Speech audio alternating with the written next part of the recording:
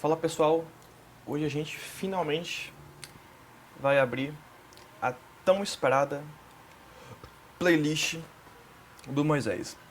Eu vou me dedicar muito pra gente fazer essa playlist, uma playlist extensa, né? Uma playlist proveitosa. E vamos começar aqui com um problema muito clássico que aparece nas literaturas de qualidade de física, que é o problema de como um fio, né, de cargas interage com a carguinha, certo? Uma disposição contínua de cargas interagindo com a disposição discreta, tá? Vamos ler aqui o problema. Eu já marquei as partes mais importantes para a gente ver aqui como é que vai funcionar o negócio, certo? Vamos ver aqui então.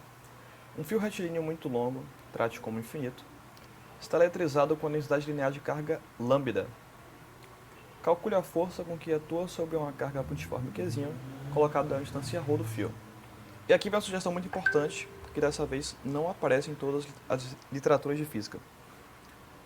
Tome a origem O até a OK e o fio com eixo Z até a OK também. Exprima a contribuição de elemento dz do fio a uma distância z da origem em função do ângulo θ da figura. Use o argumento de simetria. Tá vendo essa parte aqui? Para exprimir a contribuição em função do ângulo θ. Isso daqui é um artifício que facilita muito no cálculo de integrais. Se você for realizar a integral que vai aparecer aqui sem utilizar argumentos trigonométricos, vai ser uma integral muito difícil de fazer, você vai ter que recorrer a tabelas, talvez. Talvez, né? Não sei, não fiz. Mas isso aqui, para colocar em função do ângulo, né? Do ângulo θ, é algo muito bom que você vai poder aplicar em várias questões e vai facilitar muito o cálculo de integrais. Tá? Então vamos começar aqui utilizando os argumentos de simetria, né? Para já facilitar bastante a conta.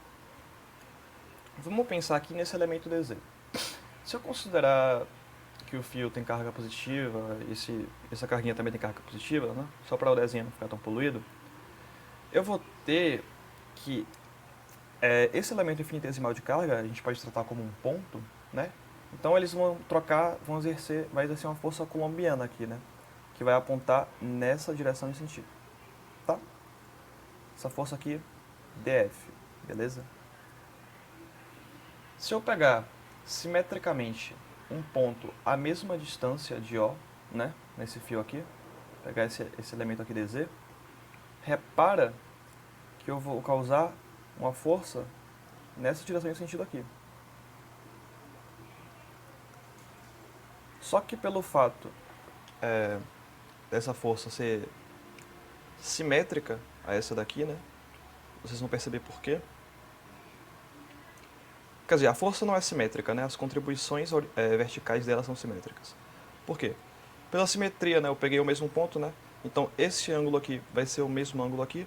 Essas forças têm o mesmo módulo, visto que eu peguei o mesmo elemento infinitesimal dz, só que simétrico em relação a O do outro lado. Significa que esse ângulo aqui é igual a isso também. Essas forcinhas que vão aparecer aqui, ó, elas são iguais, de maneira que eu posso cancelar. Beleza? O que isso fala pra gente? Isso fala pra gente que só vai importar pra gente a somatória das forças que acontecem nesse eixo, nessa direção e sentido. Porque para todo ponto que eu pegue aqui, eu vou ter um ponto simétrico a ele, cujas componentes aqui na vertical vão se cancelar, certo? Então esse é o argumento de simetria. É um argumento muito bom, por quê? Porque você pode resolver o problema, até mesmo, considerando que existe apenas metade do fio, né? E no final você multiplica por 2 as coisas, certo? Porque você já vai considerar que só importa essas contribuições aqui. É isso que eu vou fazer no final da resolução, para ter um entendimento completo, certo? Então vamos começar aqui. A única coisa que a gente sabe calcular, né, é uma força colombiana. Como é que é uma força colombiana, né? Vai ser assim, né? Vai ser essa forcinha, justamente, né? Porque é uma força entre dois pontos, né? Uma força entre cargas pontiformes. Então, eu vou dizer que essa forcinha, dF, ela é computada da seguinte maneira. 1 sobre 4π epsilon zero que multiplica a carguinha desse elemento dz, certo? Vai ser uma carguinha infinitesimal, que eu vou chamar de dq, onde q é a carga total do fio, né? dq, vezes aquela carguinha pequenininha, q, dividido pela distância entre eles ao quadrado. Repara que a distância entre eles, por Pitágoras, vai ser... A gente sabe que esse teorema não é de Pitágoras, né? Mas vamos usar aqui para ficar mais conhecido. Por Pitágoras, isso daqui vai ser raiz de Z2 mais Rho2, certo? Ao quadrado, né? Como pede a força colombiana, isso daqui vai ser simplesmente Z2 mais Rho2, certo? Mas essa é a força dF, né? Integralmente, né? Ou seja, essa é a força dF aqui que a gente está computando. Mas a gente quer somar a força, né, nessa direção aqui, né? Vou chamar esse eixo aqui de eixo x, né? Ou seja, a gente quer dfx. Quem é dfx? Bom, se esse ângulo é θ, esse ângulo aqui também é θ, por serem opostos pelo vértice, a gente vai ter então que dfx vai ser simplesmente... Opa, faltou um módulo aqui, não estou calculando o módulo. Quando tira a setinha eu posso deixar só assim, que está computando o módulo também. Então dfx vai ser 1 sobre 4π epsilon zero, que multiplica dq vezes qzinho dividido por z2 mais ρ2 vezes o cosseno do meu ângulo θ. Sim ou não? Sim. E agora, o que a gente sabe? Se a gente somar essas infinitas contribuições no eixo x, a gente vai ter a força total, né? Não é isso? A gente vai ter a força do fio, né? Então, como é que a gente faz para somar coisas infinitas? Bom, seria um somatório com um limite no infinito, né? A isso a gente dá o nome de integral. A gente não, né? Newton, Leibniz, os desenvolvedores, né? Quem sou eu? Então, a gente vai ter que a força do fio nada mais é do que a integral de dfx, né? Portanto, f vai ser a integral de 1 sobre 4π epsilon zero, que multiplica dq vezes qzinho vezes o cosseno de θ sobre z2 mais ρ2. Vou colocar entre parênteses aqui, né, só para ficar mais bonitinho. Certo. Agora vamos usar a sugestão do autor, né, que é que de fato a forma de como você resolve esse problema de maneira mais segura, né, sem procurar muitos erros. Vamos procurar nossos argumentos trigonométricos aqui, certo? Olhando para a figura, a gente pode ter o que? A tangente de θ, né? A gente tem que a tangente de θ é quem? Essa distância aqui, z sobre ρ. De maneira tal que eu vou expressar minha variável z em função de uma constante, vezes o que a gente quer, a função do que a gente quer integrar, né? A variável trigonométrica aqui, tangente θ. Então a gente pode pegar nosso elemento dz, né, derivando em ambos os lados. Vai ser ρ vezes derivada da tangente, lembra aí, secante ao quadrado de θ. Pela regra da cadeia, eu derivo o argumento dθ, certo? Então aqui a gente já conseguiu exprimir o que a gente queria, a nossa variável z em função de uma variável angular, né? Que vai facilitar muito a hora da integral. Bom, o que mais a gente tem aqui para substituir? Bom, a gente não tem a carga total do fio, né? Mas não precisa. Por quê? Porque ele falou que a gente tem a densidade linear, né? A densidade linear uniforme. Então, o que a gente pode dizer? A gente pode dizer que a densidade linear é igual ao quanto de carga eu tenho sobre o comprimento onde essa carga fica. Ou seja, dq sobre dz, né? Um comprimento infinitesimal tem uma carga infinitesimal, e assim a gente calcula a densidade. De maneira tal que eu posso escrever dq como sendo lambda vezes dz. Só que dz a gente tem, né? dz está aqui. Rho vezes secante ao quadrado de θ dθ. Certo? E aqui a gente consegue as expressões para substituir ali e ter uma integral trigonométrica, não é mesmo? Então, vamos substituir isso daqui e ver como é que vai ficar. Certo? Então vamos escrever aqui substituindo.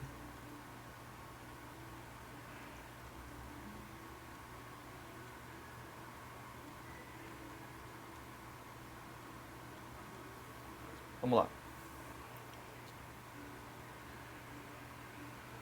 O que a gente tem? A gente vai ter então que f vai ser igual. Já vou tirar as constantes. 1 sobre 4πε0 é uma constante. Posso tirar da integral. O que mais aqui é constante?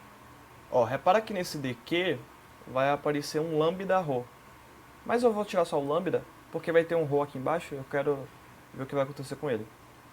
Vezes lambda, certo? Vezes a integral de quem sobrou lá dentro? O dq, só que o dq eu já tirei o lambda, então fica o ρ vezes a secante ao quadrado de θ, vezes a carguinha, né? Tem a carguinha, vezes o cosseno de θ, vezes esse dθ aqui, que eu deixei para colocar no final para mostrar que a gente está integrando em função de θ. É isso? É isso. Agora vamos substituir ele aí embaixo. Z quadrado. Olha aqui para cima. Você concorda que Z quadrado é ρ quadrado vezes a tangente ao quadrado de θ? Hein? É isso mesmo, né? Então, eu posso colocar o ρ quadrado em evidência. De maneira que eu vou ter o quê? Ρ quadrado, que multiplica tangente ao quadrado de θ, mais 1. Sim ou não? No lugar do z quadrado, eu coloquei ρ tangente ao quadrado de θ. Certo? Ou ρ quadrado tangente ao quadrado de θ. E aí fica assim. E aí, simplificou? Simplificou muito. Por quê? A gente pode olhar para a relação fundamental da trigonometria, que fala o quê? Seno ao quadrado de θ mais cosseno ao quadrado de θ é igual a 1. Mas o que acontece se a gente dividir toda essa equação por cosseno ao quadrado de θ? O que acontece? Né? Vai acontecer o seguinte. Seno ao quadrado dividido por cosseno ao quadrado vai me dar uma tangente ao quadrado. Cosseno ao quadrado dividido por cosseno ao quadrado vai me dar 1. E 1 sobre cosseno ao quadrado vai me dar secante ao quadrado. Olha que interessante o que apareceu. Tangente ao quadrado de θ mais 1 é secante ao quadrado. Tangente ao quadrado de θ mais 1 é secante ao quadrado de θ. Então a gente pode cancelar esses dois termos aqui. Ó. O ρ eu vou cancelar com ρ ao quadrado. Com o quadrado do ρ, né? E o que a gente tem? O que é que a gente tem? Olha pra cá. Eu vou ter que meu f vai ser igual a lambda sobre 4π ε0 vezes qzinho, né? O qzinho também é constante, sai. O ρ também vai sair, né? Pera, ficou muito feio, deixa eu reescrever. Então vamos lá. Ficou quem? O qzinho vai sair, é constante. O ρ vai sair, é constante. A gente só fica com o cosseno de θ dθ. Então vai se escrever aqui. Então a gente fica lambda, qzinho, dividido por 4π ε0 vezes ρ vezes a integral do cosseno de θ. A caneta deu um mau contato aqui. Vezes o cosseno de θ dθ. Vamos procurar os limites de integração aqui, né? E eu vou escolher esses limites de uma maneira arbitrária para ficar muito bom. Olha, eu posso fazer com que isso aqui está variando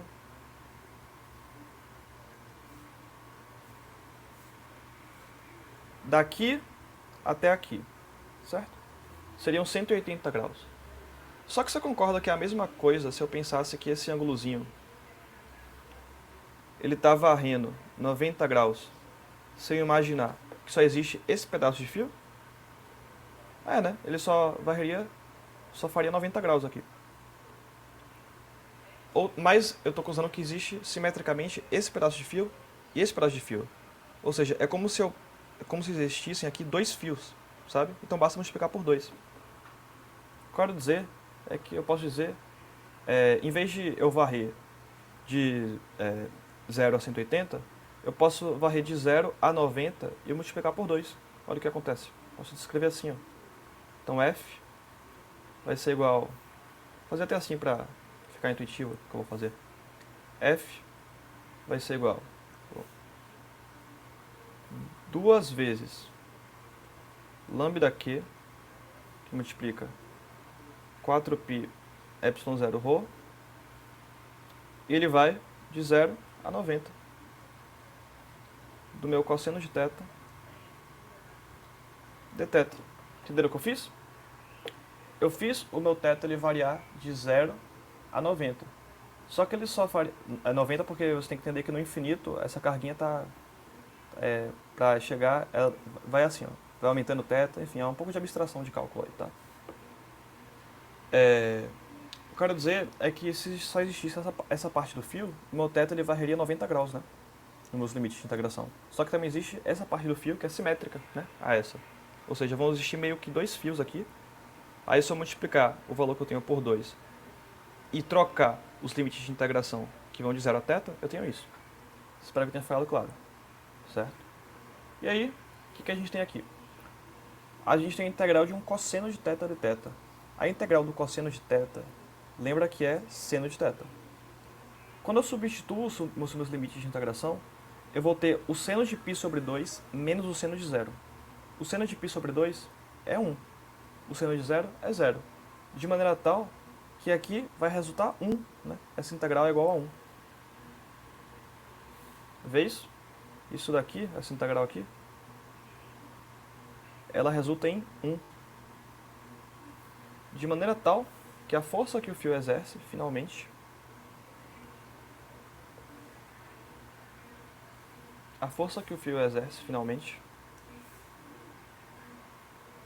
é igual a... Esse 2 vai contar com 4 aqui, vai sobrar um 2 aqui embaixo, né?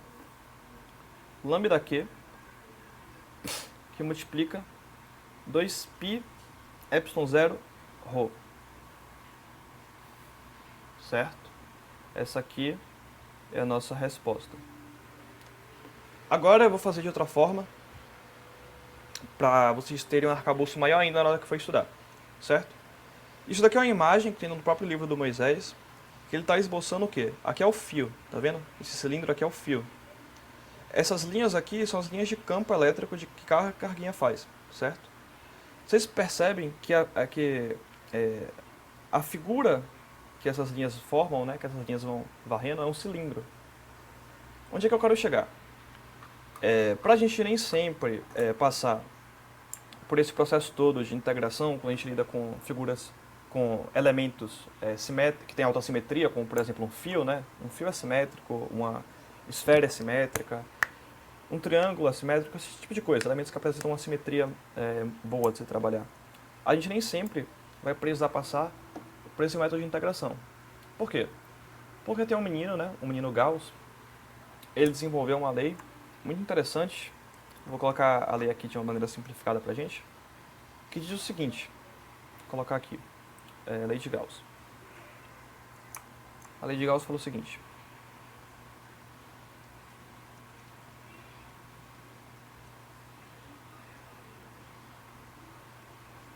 fala que o fluxo elétrico que uma carga faz em uma superfície gaussiana, já vou explicar a superfície gaussiana, é igual a carga que tem dentro dessa superfície dividido por epsilon zero, certo? Isso daqui é muito poderoso, muito interessante, certo? Bom, uma superfície gaussiana vai ser uma superfície que você vai escolher arbitrariamente para resolver esse problema, certo? No caso, a superfície que fica mais nítida aqui é a desse cilindro, tá? Então, eu posso calcular o fluxo desse cilindro e descobrir o campo elétrico que tem a tal distância desse cilindro aqui, né? Desculpa. Eu posso calcular... Vou repetir, esquece que eu falei. Eu posso calcular o fluxo que esse fio faz nesse cilindro, né, fictício.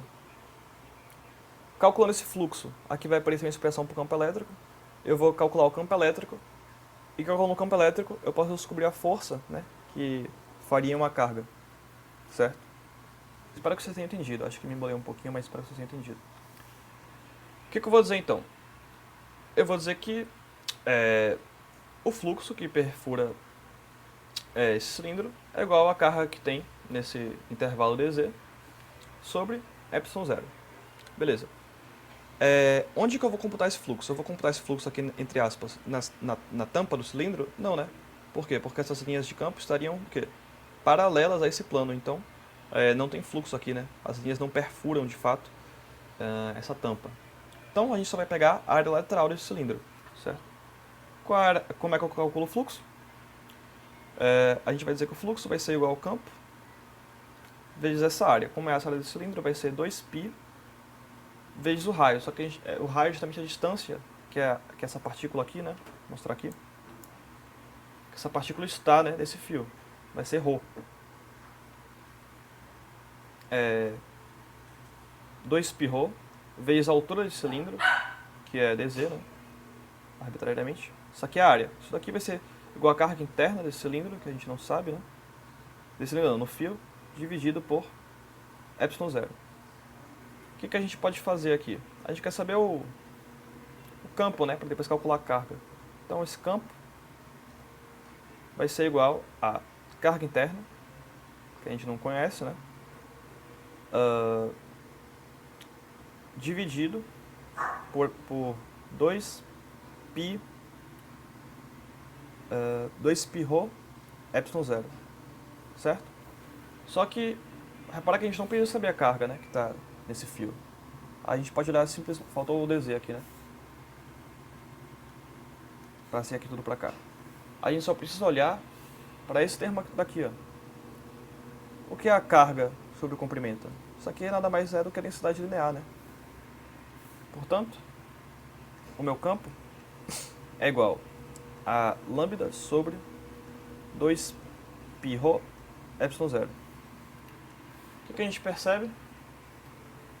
A gente pode calcular a força, né? A gente percebe que esse campo é uniforme, né? E no campo uniforme, né, o que a gente pode afirmar? A gente pode afirmar simplesmente que força é igual a Q vezes E. Portanto, a força é igual a Q lambda sobre 2πρ ε0. E a gente chega na mesma expressão, né? Só que de uma maneira muito mais simplificada, sem o uso de integral, né? Claro que no mecanismo dessa lei de Gauss tem uma série de integrais para se resolver, mas a gente tem um atalho muito bom para resolver esse tipo de questão. Olha a diferença, a gente fez tudo isso daqui para só fazer isso daqui, né? Então a lei de Gauss aí, espero que vocês tenham entendido. Vou explicar de novo. O fluxo que uma carga qualquer faz em uma superfície fechada, é isso que eu quero dizer? Faz em uma superfície fechada, a gente vai escolher, né, vai chamar essa superfície que a gente vai escolher de gaussiana, é a carga que tem dentro dessa superfície sobre ε0. Espero que tenha ficado claro. É isso.